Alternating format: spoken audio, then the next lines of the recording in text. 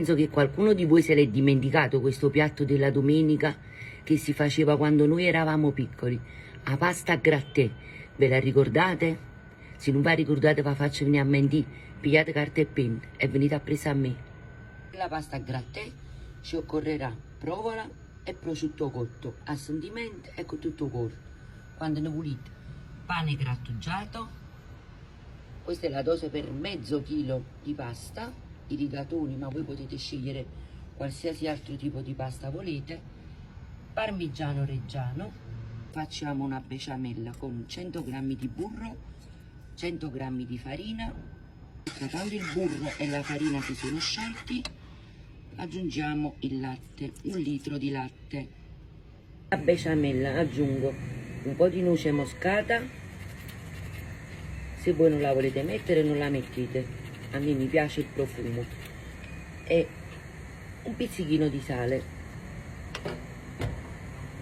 Ecco qua, e la giriamo fino a che la nostra besciamella non sia densa ed è pronta.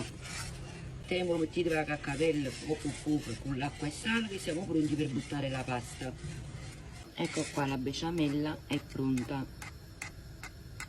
Ecco qua ragazzi, la pasta è pronta, la riscaurata. Adesso aggiungo la besciamella, la metà della besciamella, il parmigiano,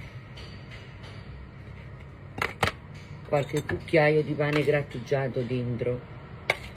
Lo faccio a breve, aspettate.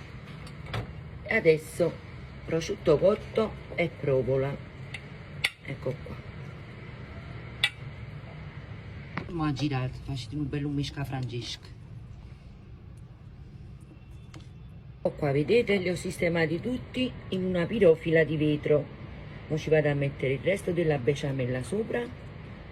Ecco qua, così. Guardate. E poi stenete così tanto bello. Dopo che avete sistemato la besciamella, avete fatto una bella spannuta, o prima caru, ci fate una bella spolverata di parmigiano grattugiato. E per fare pasta a grattè ci vuole pane grattato. Ecco qua, una bella stennuta di pane grattugiato, parmigiano, pane grattugiato e ancora un altro po' di parmigiano sopra. E adesso in forno per 30-40 minuti a 175 gradi, ogni tanto diatela da noi.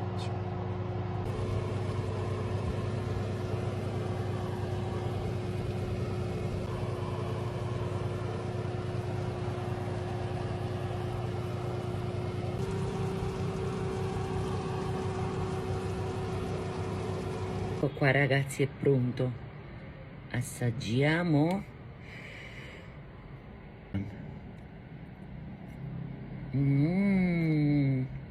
Se qualcuno di voi se lo ricorda questo pranzo, scrivetemelo nei commenti. E mo buona giornata a tutti quanti.